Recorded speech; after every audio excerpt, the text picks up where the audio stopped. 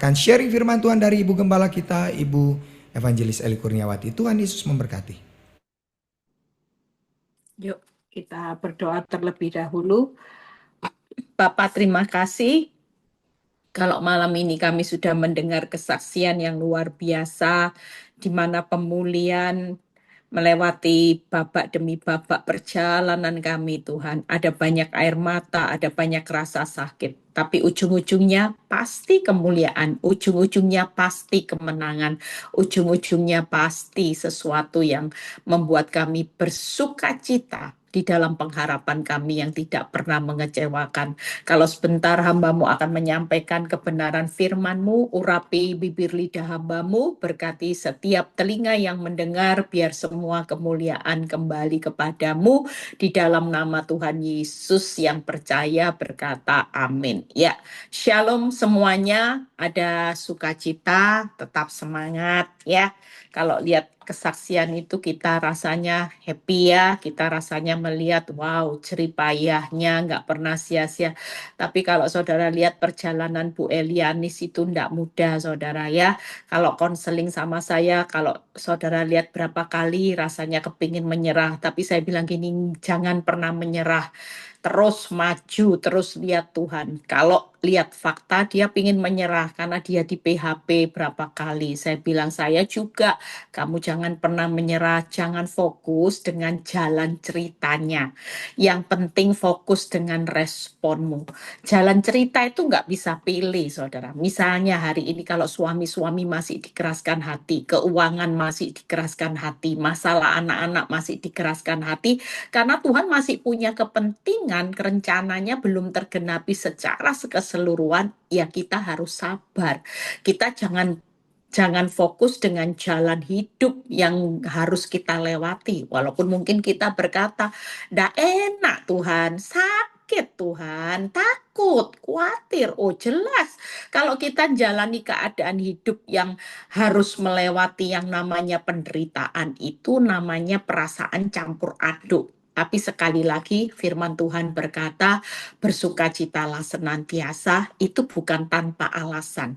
Kalau Tuhan suruh bersukacita senantiasa, mengucap syukur dalam segala hal, itu karena Tuhan itu selalu berkata, "Nak, di tengah masa sulitmu, aku itu turut bekerja dalam segala masa sulitmu untuk mendatangkan kebaikan."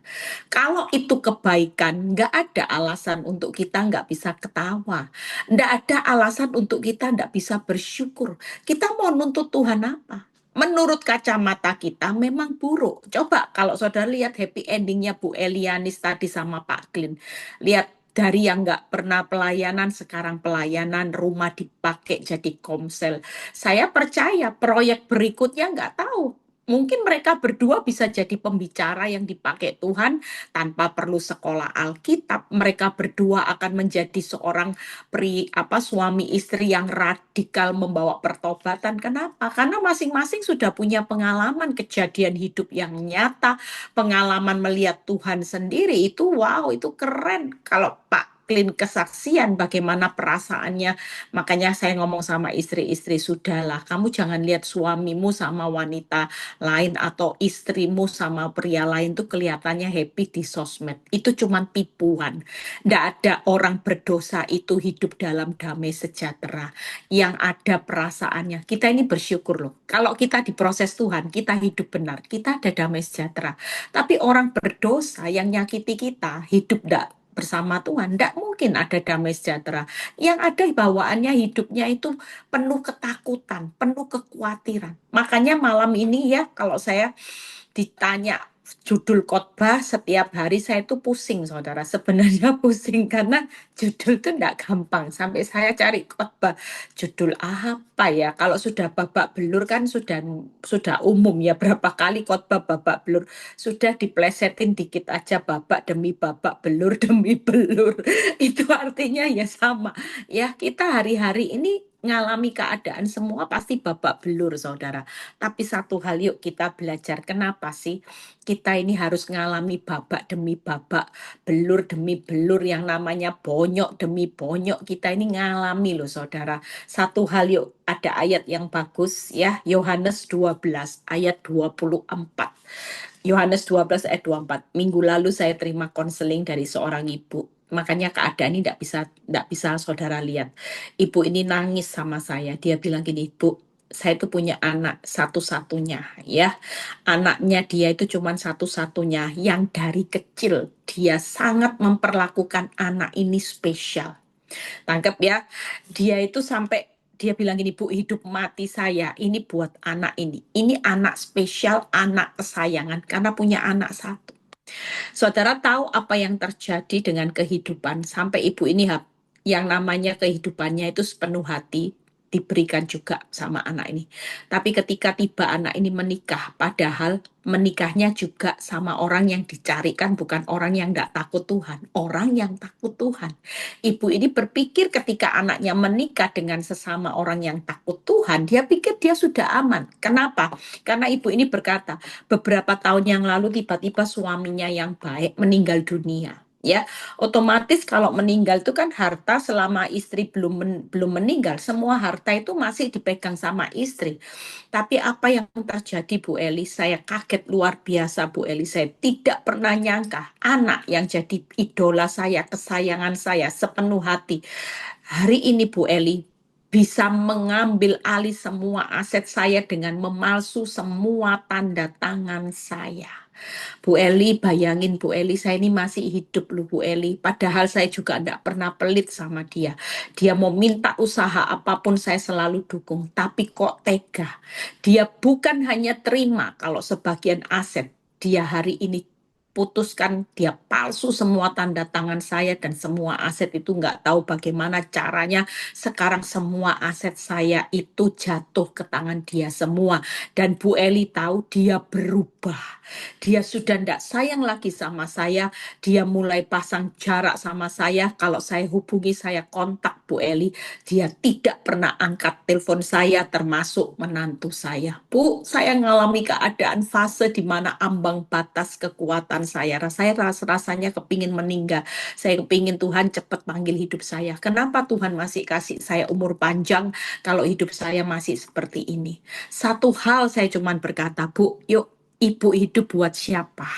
Kalau hidup ibu buat anak, ibu layak, ibu ngomong kepingin mati. Tapi satu hal Bu, hari ini manusia bisa meninggalkan ibu, termasuk anak kandung bisa meninggalkan ibu. Tapi sekali lagi, Tuhan tidak pernah meninggalkan ibu. Kalau ibu tahu hidup kita ini buat apa? Selama ada nafas kehidupan, hidup ini buat Kristus. Buat apa ibu mau putus asa, bunuh diri hanya karena nggak dicintai anak? Bukankah cinta Tuhan jauh lebih besar dari kehidupan ibu? Ibu nggak usah sakit hati, ibu nggak usah putus asa, ibu jangan kutuki anak, berkati anak. Biarin, nanti urusan pembalasan, urusan penghukuman, penghakiman, itu haknya Tuhan. Bagian ibu sebagai orang tua, bagian kita cuma bisa mendoakan, memberkati anak. Itu aja. Jangan sampai ibu biarkan anak diambil, dicuri, dibunuh, dibinasakan oleh iblis. Hari ini ibu, ya saya cuma bilang gini, makanya Bu, segala sesuatu yang jadi berhala, itu yang akan dipakai iblis untuk menyerang. Makanya jangan letakkan hati kita melekat sepenuhnya. Kalau itu anak, maka itu akan dipakai oleh iblis untuk menjadi alat menghancurkan hidup kita. Karena iblis tahu hati kita selama ini melekat di mana. Kalau melekatnya di harta, ya itu yang jadi alat buat kita babak belur hari ini. Tapi sekali lagi, jangan takut, ini cuman perubahan proses hati. Saya ngomong sama ibu ini, Bu, ini perubahan proses hati karena standar hidup orang benar. Nggak boleh mengasihi apapun melebihi Tuhan. Ibu selama ini hatinya cuman anak. Sekarang Tuhan mau dengan semua yang terjadi, ibu beralih hatinya mengasihi Tuhan dengan segenap hati, segenap jiwa, segenap pikiran. Setelah proses itu terjadi, kalau ibu hatinya sudah bergeser, percayalah ibu akan melihat pemulihan demi pemulihan.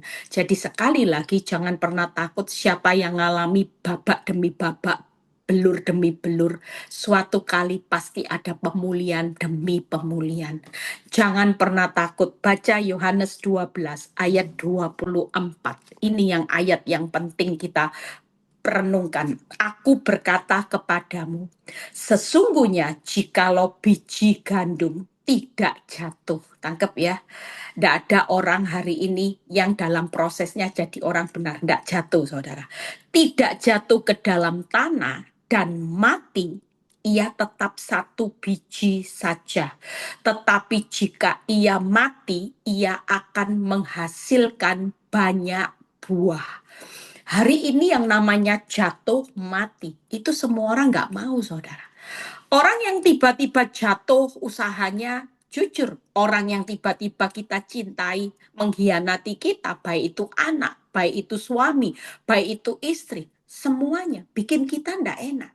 Tapi sekali lagi kalau saudara baca ayat ini, saya merenungkan ayat ini berapa hari, dan saya itu mendapat pewahyuan yang Tuhan bilang gini, setiap kita tidak cukup hanya untuk jatuh dalam berbagai-bagai masalah. Kalau kita jatuh dalam berbagai-bagai masalah, kita nggak mati secara daging, nggak mati secara ego, nggak mati secara egois, nggak mati secara emosi, saudara nggak akan bisa menghasilkan banyak buah. Berapa banyak anak-anak Tuhan yang cuman strategi bertahan dengan jatuh, tapi mereka nggak pernah mati. Tangkep ya. Berapa banyak ibu-ibu yang alami proses rumah tangga hanya bertahan tidak cerai, tapi tidak pernah mati. Tidak pernah mati apa? Tidak pernah mati secara hati. Hatinya tetap diisi sampah, sakit hati, tawar hati, kepahitan, kemarahan. Saudara tidak bisa mati secara mulut. Mulutmu juga terus kutuki suami. Mulut kita suka caci maki orang. Mulut kita berkata yang negatif. Ini berarti hati-hati. Kalau kita cuma bertahan tanpa kita mati, maka kita tidak akan pernah menghasilkan banyak buah. Jadi yang pertama, yuk kita semua hari ini siap. Kalau kita ngalami babak demi babak, belur demi belur, itu karena Tuhan sedang membawa kita jatuh dan kita harus mati. Kenapa masalah ini terus dilanjutkan? Supaya banyak buah. Tangkep ya. Yang kita alami ini cuman sekitar kita fokusnya dibawa sama iblis. Cuman fokus dengan jatuh masalah dipikiri. Tapi kita nggak mau mati secara daging. Sementara targetnya Tuhan dalam hidup ini, targetnya, saudara tahu, dengan masalah yang begitu kompleks, begitu rumit, begitu memeras pikiran, tenaga, sampai nggak bisa tidur dengan proses yang terjadi, kaget-kaget. Apa nggak kaget-kaget ibu ini? Anak yang dikasihi, yang dicintai satu-satunya, saudara. Bisa ambil alih seluruh aset sementara mamanya masih hidup, saudara. Dan tidak pernah lagi peduli dengan mamanya, ditinggal begitu aja. Waktu ditelepon tidak pernah diangkat. Sampai dia bilang gini, Bu, kalau saya ini ada apa-apa sakit, gimana ini? Saya itu tidak punya siapa-siapa dalam keluarga ini setelah suami meninggal. Cuman anak harapan saya. Saya mulai hari itu saya bilang, Bu, mulai sekarang jangan letakkan pengharapan sama manusia. Sekalipun itu anak. Letakkan pengharapan sama Tuhan. Ibu hari ini masih punya Tuhan yang tidak pernah mengecewakan, yang tidak pernah nyakiti ibu, yang tidak pernah hari ini mau meninggalkan ibu tidak usah takut. Mulai hari ini, ibu jangan andalkan anak lagi, tapi andalkan Tuhan sepenuhnya. Ibu pasti lihat kemenangan yang Tuhan akan lakukan. Bersyukur ibu ini jalani hari demi hari, walaupun dia hidup seorang diri, hari itu dia sudah ikhlaskan, relakan. Dia belajar untuk mengubah hidupnya. Dan ini ayat yang digenapi. Kalau kita jatuh dalam berbagai masalah kompleks seperti ibu tadi, jelas kaget-kaget, saudara, jelas stres. Tapi selama ibu ini tidak akan pernah mati, target Tuhan menghasilkan banyak buah tidak akan terjadi.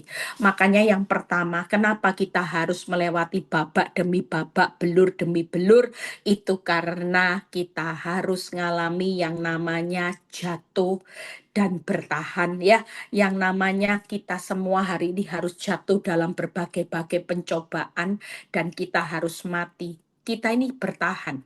Hari ini yang kita mau Tuhan itu selain kita jatuh, kita harus bertahan. Bertahannya bukan hanya bertahan tanpa kita mati secara daging, tapi Tuhan mau ketika kita jatuh dalam berbagai-bagai pencobaan, kita bertahannya dengan mati secara daging. Itu yang pertama. Yang kedua, kita lihat kenapa alasan kalau ikut Kristus kita harus siap yang namanya babak belur, saudara.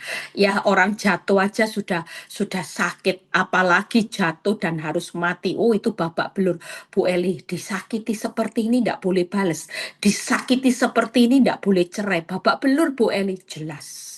Kalau engkau mau ikut Kristus, nggak ada yang namanya ikut Kristus itu zona nyaman, saudara. Kemalangannya banyak, jalannya sesak, sempit, susah. Kita tidak berhak nuntut apapun, bahkan status orang berbahagia ketika jatuh dalam berbagai-bagai pencobaan itu pun berbahagianya dengan bertahan. Lukas 9 ayat 23. Makanya ikut Tuhan, yuk siap. Apalagi ini ujian akhir, kita semua jangan banyak kapan nyaman. Enggak, itu bonus, saudara. Bonus yang kita hari ini diberi, tidak diberi, itu suka-sukanya Tuhan. Tapi yang pasti kalau dia berkata, bersukacitalah senantiasa, mengucap syukurlah dalam segala hal, itu bukan tanpa alasan. Karena di tengah-tengah keadaan yang buruk, Allah itu tetap turut bekerja mendatangkan kebaikan. Kalau semua kebaikan mulai pikirkan yang baik, yang manis, yang sedap didengar, yang mulia.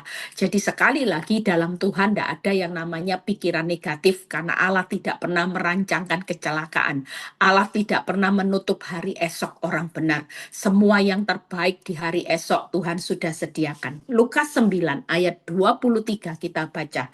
Katanya kepada mereka semua, setiap orang yang mau mengikut aku, ia harus menyangkal dirinya, memikul salibnya setiap hari dan mengikut aku. Apa yang dialami babak belur karena setiap hari bukan memikul zona nyaman. Enggak, pikulnya salib, saudara. Sangkal diri bukan nyaman diri. Tangkep ya, kita hari ini bukan berarti ikut aku, pikul zona nyaman, dan nyaman diri. Enggak, saudara. Tapi ikut aku harus sangkal diri, pikul salib. Setiap hari. Jadi tidak ada yang namanya setiap hari saudara banyak nuntut Tuhan. Mana? Mana kenyamananku? Mana enaknya? Mana bahagia? Enggak. Tapi jujur, orang hari ini lebih baik jadi pengikut Kristus daripada pengikut dunia. Kalau hidup ini ada dua pilihan, misalnya Tuhan kasih saudara pilihan. Kamu mau jadi pengikut dunia, pikul aja zona nyaman, enak. Tapi sesaat nanti bayar harga. Ya, nyaman diri terus saja, nggak usah berjaga-jaga atas dosa, nggak usah berjaga-jaga, nyaman diri aja. Tapi ujung-ujungnya maut. Mana yang kita pilih?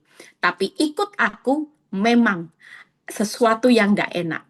Pikulnya pikul salib, sangkalnya bukan sangkal orang lain, tapi diri kita. Orang lain tidak berubah, tidak masalah. Suamimu tidak berubah, tidak masalah. Anak-anakmu tidak berubah, tidak masalah. Suamimu tidak berubah, istrimu tidak berubah. Yang penting kita hari ini buktikan bahwa kita mau menyangkali diri kita setiap hari. Oh, jelas tidak enak. Bayangin kalau orang sudah ditindas tapi disuruh sangkal diri. Kenapa ndak orang lain yang harus dipersalahkan tapi hidup kita yang berubah. Orang lain yang jahat kita yang berubah. Kira-kira ikut Tuhan itu kelihatan adil nggak? Jelas, nggak adil saudara.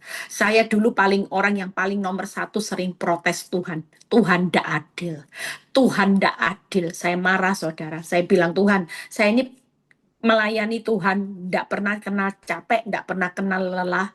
Saya ngonselingi orang malam sekalipun, saya tidak pernah tolak orang yang konseling kalau memang belum saya ketiduran.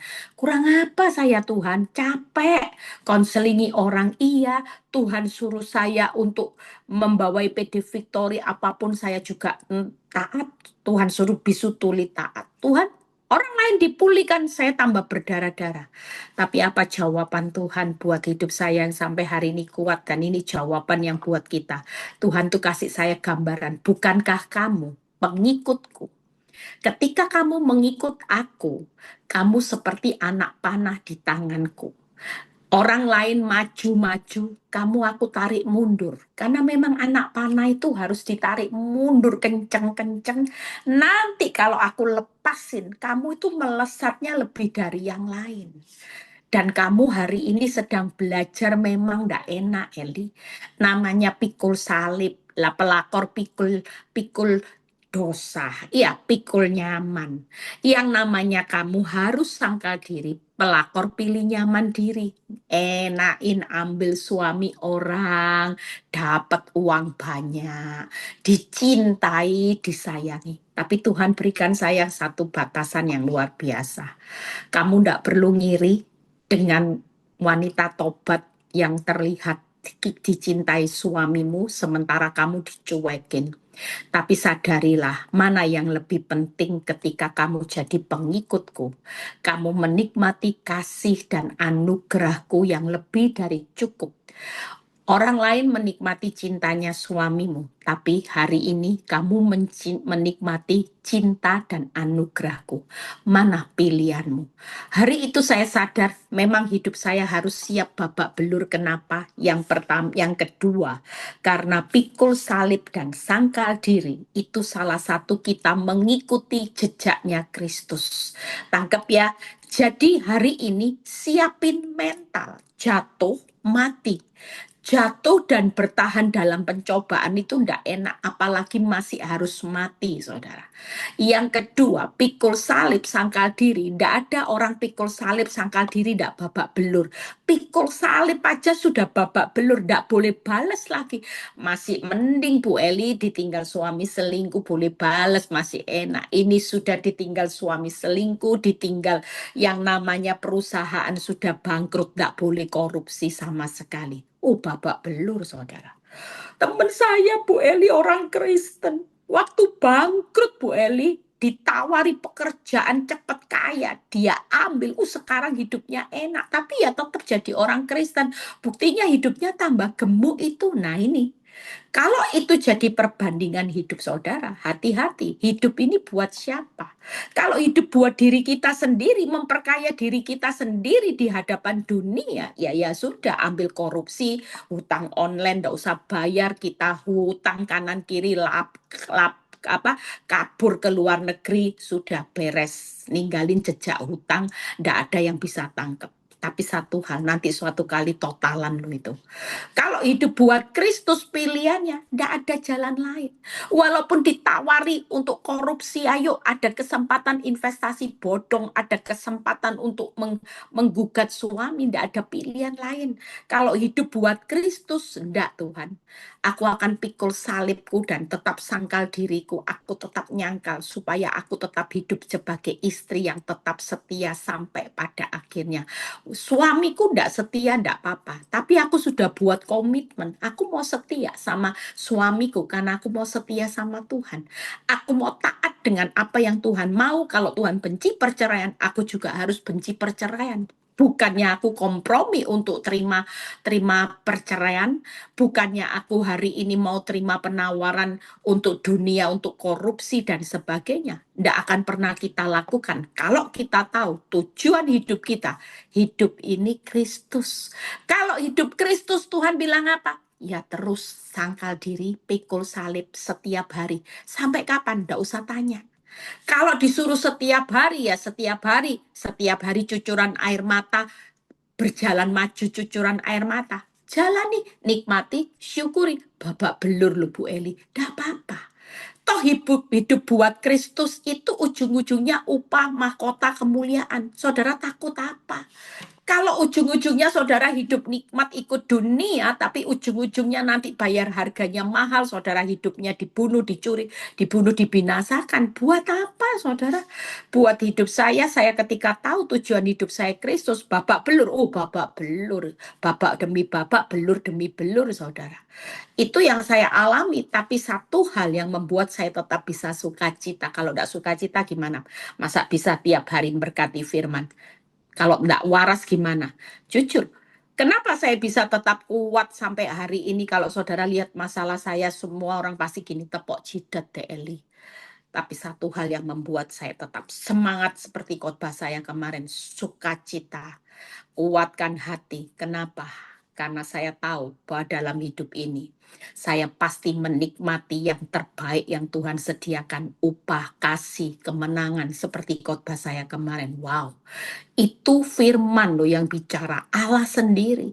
Jadi sekali lagi saudara tetap semangat hari ini. Yuk, babak belur enggak apa-apa saudara. Karena saudara sedang buahnya diperbanyak. Tangkep ya. Yang kedua, saudara babak belur karena jadi pengikut Kristus, bukan pengikut dunia. Saya punya kebanggaan. Hari ini kalau iblis bilang gini, kasihan deh lu, malang nasib lu. Lu hidup dalam penderitaan. Enggak apa-apa. Memang penderitaan itu identik supaya kita berbuah banyak. Lawang jatuh mati, ndak enak, ndak enak. Tapi itu buahnya banyak, saudara. Lah kita ini hidup mau ngasilin buah apa? Buah di dunia mati ndak dibawa. Tapi kalau buahmu banyak, nanti sampai kekekalan, anak cucu akan menikmati buah-buah kita. Yang ketiga, yuk kita lihat. Nanti setelah itu kita bahas cepat ya. Saya nggak lama-lama juga supaya nanti bisa tanya jawab. Yang ketiga, Matius 6 ayat 33. Carilah kerajaan Allah dan kebenarannya, maka semuanya akan ditambahkan. Tangkep ya, hari ini kita ini hidup buat Kristus itu bukan sia-sia. Ngampuni itu bukan bodoh. Hari ini mengasihi orang yang enggak, mengasihi kita, setia sama orang yang enggak setia sama kita, bukan karena kita bodoh, kurang kerjaan, hidup berhak bahagia. Salah. Justru hidup bahagia itu ketika kita bisa cari kerajaan Allah dan kebenarannya dulu, orang dunia enggak tahu rahasia, ada semuanya ditambah-tambahkan. Makanya kalau kita ngerti firman, kita ini ngerti. Babak belur kita ikut Tuhan, itu tidak pernah sia-sia. Karena semuanya untuk buahnya banyak. Yang kedua, supaya jadi pengikut Kristus, bukan pengikut dunia. Yang ketiga, supaya semuanya ditambah-tambahkan. Kira-kira ikut Kristus babak belur di awal perjalanan hidupmu, itu tidak ada pernah kata kasihan deh lu, malang nasibmu, rugi besar. Enggak, saudara. Orang dunia tidak ngerti rahasia ini. Makanya ketika saya tahu rahasia ini, saya melihat ibu-ibu di Victory. Saya melihat banyak beberapa orang yang konseling. Itu jadi radikal. Elianis itu awalnya lebay, saudara. Awalnya melo dia. Awalnya nangis-nangis dia. Kalau konseling nangis-nangis, mengasihi malangnya nasibku. Tapi waktu dia ngerti firman, hidupnya radikal, saudara. Sampai dia bilang, aku terus taruh bara api di atas kepala suamiku. Dia tidak pernah berhenti untuk melakukan yang baik, mengasihi suaminya, mendoakan suaminya. Karena dia tahu rahasianya. Memang waktu dia baik sama suaminya, apakah suaminya baik? Enggak, saudara. Waktu itu dia nangis-nangis di PHP lagi. Dia telepon Bu Eli, ternyata bla bla bla. Sudah, enggak usah takut. Kamu hidup buat Kristus. Jadi jangan sampai kamu keluar dari jalan kebenaran. Hari ini, siapa yang lagi ngalami babak belur, jangan keluar dari prosesnya Tuhan. Jangan protes. Kenapa? Karena kita tahu Tuhan sedang mau membuat kita mati dan jatuh Jatuh, jika biji tidak jatuh dan mati, tidak bisa berbuah banyak. Jika kamu tidak pikul salib dan sangkal diri, kamu juga tidak akan bisa jadi pengikutku. Jika kamu tidak fokus dengan kerajaan Allah dan kebenarannya, maka kamu tidak akan lihat semuanya akan ditambah-tambahkan. Saudara dan saya hari ini betapa mengucap syukurnya. Hidup kita bukan hidup yang sesuatu yang perlu ditakutkan. Saudara dan saya sebentar. Hidup ini sesuatu yang perlu kita pikirkan hari ini adalah bagaimana hidup siapkan mental. Orang ngikut Kristus itu bukan nyaman, kemalangannya banyak. Karena alasan 3 ini saudara, waktu saya persiapkan, makanya orang sabar bukan bodoh, ngampuni bukan kasihan delu, setia bukan bego. Tapi sekali lagi karena kita lagi mempertahankan mencari kerajaan Allah dan kebenarannya, maka kita adalah orang yang hebat. Kenapa? Karena kita mengejar semuanya yang ditambahkan. Kalau kita pilih dunia, hanya satu yang ditambahkan. Tapi kalau kita berani bayar harga untuk menjadi pengikut Kristus dan kita rela menderita karena kita mempertahankan kerajaan Allah dan kebenarannya, maka semuanya pasti beres semua, bahkan semuanya akan ditambah-tambahkan sampai anak cucu. Saudara dan saya jangan pernah bersedih hati buat masalah yang belum selesai sampai hari ini. Malah kelihatannya buat hidupmu tambah babak belur. Jangan takut. Ini cuman proses karena waktunya sudah semakin singkat. Dulu kita tidak pernah berbuah banyak. Tuhan itu seperti kasih sirena. Tiung, tiung, tiung, tiung. Ayo, cepat. Waktunya sudah tidak lama lagi. Kamu harus buah banyak. Kamu jangan separuh pengikut dunia, separuh pengikut Kristus. Orang abu-abu itu tidak jelas. Nanti bakal dimuntahkan. Sebelum waktuku tiba, aku lagi mau pisahkan mana yang jadi pengikut dunia. Aku pisahkan. Kamu harus jadi pengikut Kristus dengan rela pikul salib sangkal diri. Bukan setahun sekali, tapi setiap hari. Berarti siap untuk menjalani kesusahan. Jangan takut hari ini yang lagi jatuh dalam berbagai masalah, bertahan aja, mati. Karena kalau saudara tidak mati, saudara tidak akan lihat buahnya itu banyak. Seringkali kita bertahan. Karena apa? Ya nasib, ya nasib. Orang betapa banyak proses tidak pernah menghasilkan buah apa-apa. Karena di dalam proses kelihatannya bertahan, kelihatannya berdoa, kelihatannya ke gereja. Tapi mati secara daging tidak pernah kita lakukan, makanya buahnya tidak ada. Saya sejak ngerti firman, saya matikan daging. Tuhan kasih loh buah-buah dalam hidup saya, termasuk buah-buahnya victory. Makanya hari ini 3 hal yuk kita bahas singkat. Yang pertama, bagaimana di kitab Yakobus jatuh dan bertahan. Ya, hari ini jangan takut siapa yang lagi babak belur, jatuh dalam berbagai-bagai masalah. Saudara bertahan aja, karena nanti tersedia mahkota kehidupan dan saudara mati. Kenapa? Yang pertama, saudara pasti jatuh. Firman Tuhan berkata, jatuh itu untuk bangkit kembali. Tangkap ya. Jadi perjalanan hidup anak Tuhan dengan jatuh, bertahan, mati, buahmu banyak, saudara pasti bangkit kembali. Jatuhnya untuk berbuah lebat. Ya, jatuhnya untuk ketekunan. Karena Yakobus 1 ayat 2-3 itu berkata, berbahagialah orang yang jatuh dalam berbagai pencobaan karena nanti akan menghasilkan buah-buah ketekunan. Tangkep ya, jadi tekun. Saudara mungkin dulu jadi orang benar suka on off ya. Yang namanya sabar on off, yang namanya hidup dalam iman on off. Tapi Tuhan mau kita tekun hari-hari ini. Jadi sekali lagi jangan takut jatuh. Saya paling suka dengan kata jatuh.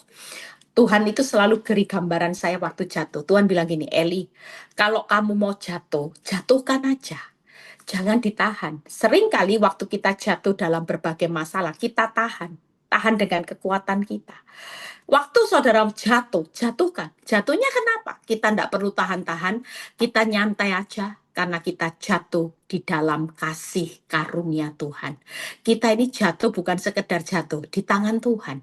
Kalau ada tangan Tuhan berarti ada kasih karunia yang membuat kita pasti mampu menjalani. Saudara tahu, saya waktu menjatuhkan hidup saya, tidak tahan-tahan lagi. Dulu masih tahan, setengah pakai kekuatan saya. Nggak mau Tuhan, nggak mau Tuhan. Saya masih cek WhatsApp-nya suami. Saya masih lihat rekening koran suami saya. Tambah stres, saudara. Waktu saya jatuh, saya jatuhkan sepenuh hidup saya ke dalam tangan Tuhan. Jatuh di dalam anugerah Tuhan itu sungguh manis. Kalau ndak lihat banyak pintu. Ndak lihat hari ini saya bisa jadi pengkhotbah. Ya, saya bersyukur saya sudah khotbah berapa kali, 3 gelar yang Tuhan berikan minggu lalu waktu saya saat teduh. Tuhan berikan buat saya 3 gelar 3P.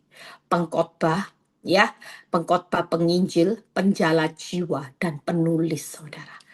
Hari ini saya bersyukur buku renungan itu 12 tahun saya tulis buku renungan.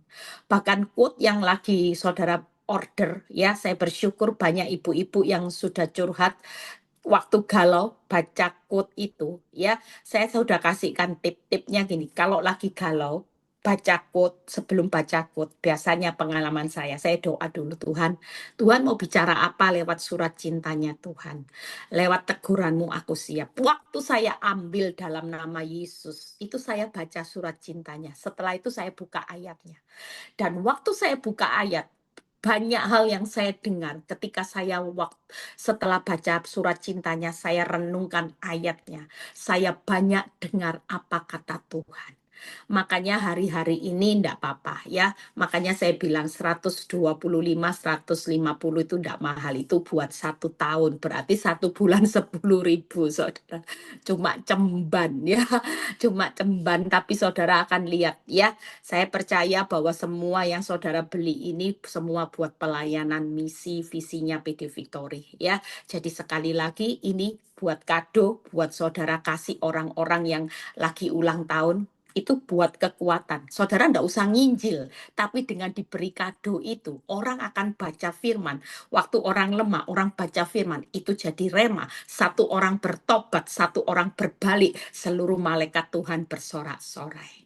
Tuh, ya. Jadi sekali lagi yuk, yang pertama sudah, ya, jatuh akan bangkit kembali, tenang aja, jatuh berbuah lebat, jatuh untuk ketekunan. Yang kedua, pikul salib sangkal diri. Kalau saudara baca di Kisah Rasul 14 ayat 22, ya, saudara tahu bahwa pikul salib sangkal diri itu di dalam apa? Saudara baca Kisah Rasul 14 ayat 22. Kita baca sama-sama. Jadi sekali lagi tenang, ya, yang lagi babak belur, ternyata Tuhan itu baik loh, membawa saudara jadi pengikut Kristus yang sejati, tidak ada campur dunia. Selama ini tanpa masalah kita ini terkontaminasi antara dunia dengan Kristus. Saudara tidak bisa, gelap dan terang itu bersatu, nggak bisa. Makanya Tuhan jelas di akhir zaman, kalau sekali hidup dalam terang, jangan pernah kompromi dengan gelap. Karena orang yang abu-abu ini posisimu bahaya, nanti dimuntahkan. Tuhan lagi cari pengikut Kristus, lihat. Di tempat itu mereka menguatkan hati murid-murid dan menasehati mereka supaya mereka bertekun dalam iman dan mengatakan bahwa untuk masuk dalam kerajaan Allah, kita harus mengalami banyak sengsara. Jadi sekali lagi pikul salib dan sangkal diri dalam kesengsaraan itu untuk masuk kerajaan Allah. Nggak usah takut. Yang kedua, pikul salib sangkal diri dalam kemalangan. Karena orang benar kemalangannya banyak. Untuk masuk kerajaan Allah, untuk jadi orang benar, harus pikul salib sangkal diri dalam kemalangan yang banyak. Yang ketiga, pikul salib dan sangkal diri dalam dapur api. Daniel 3 ayat 19. Itu yang dikatakan firman Tuhan. Walaupun dapur apinya semakin panas, saudara jangan takut. Jujur, kalau orang berbicara sengsara, berbicara dapur api, berbicara kemalangan yang banyak, pasti babak belur. Babak demi babak, belur demi belur, kita harus rela jalani. toh semua ini tidak melampaui kekuatan. Saudara percaya kita mau menuju mana? Kerajaan Allah, kita harus ngalami banyak sengsara. Hari ini menjadi orang benar harus ngalami kemalangan yang banyak, tapi Tuhan berjanji melepaskan dari segalanya. Hari ini engkau harus ngalami yang namanya dapur api, volumenya tambah besar karena kita lagi dimurnikan di dalam dapur api. Jadi sekali lagi, pikul salib, sangkal diri dalam dapur api, dalam kemalangan, dalam sengsara, itu bukan perkara yang sia-sia. Semuanya pasti akan mendatangkan kebaikan. Yang terakhir, yuk kita lihat yang terakhir. Bagaimana hari ini kejar kerajaan Allah dan kebenarannya. Percayalah hari ini 3 hal. Kalau kita kejar kerajaan Allah dan kebenarannya, maka pemurnian Tuhan itu untuk memperlengkapi kita. Yang pertama itu jadi saksinya. Yang kedua, didikan Tuhan untuk menjadi terang dan garam dunia. Sehingga kita semua tidak perlu takut. Yang ketiga, hajaran Tuhan untuk mempersiapkan kita jadi calon mempelai Kristus. Saudara dan saya hari ini ngalami keadaan babak belur, ndak usah takut karena semua ini cuman pemurnian Tuhan supaya kita jadi saksinya, didikannya supaya kita jadi terang garam dunia, hajarannya supaya kita jadi calon mempelai Kristus. Panggilan kita harus tahu siapa kita. Kita calon mempelai Kristus. Sudahkah kita hari ini siap jadi calon mempelai Kristus? Sudahkah kita menjadi terang dan garam dunia selama kita hidup? Sudahkah sampai sejauh ini kita jadi saksi-saksinya Kristus? Itu yang perlu kita hari ini pertahankan. Ada satu ayat setelah itu kita selesai. Galatia 3 ayat 29. Tidak usah takut. Kita semua yang lagi ngalami babak belur hari ini dengan keadaan jatuh dan mati, ya, saudara harus siap menghadapi yang namanya pengikut Kristus, pikul salib, sangkal diri, cari kerajaan Allah dan kebenarannya. Saudara akan menikmati Galatia 3 ayat 29.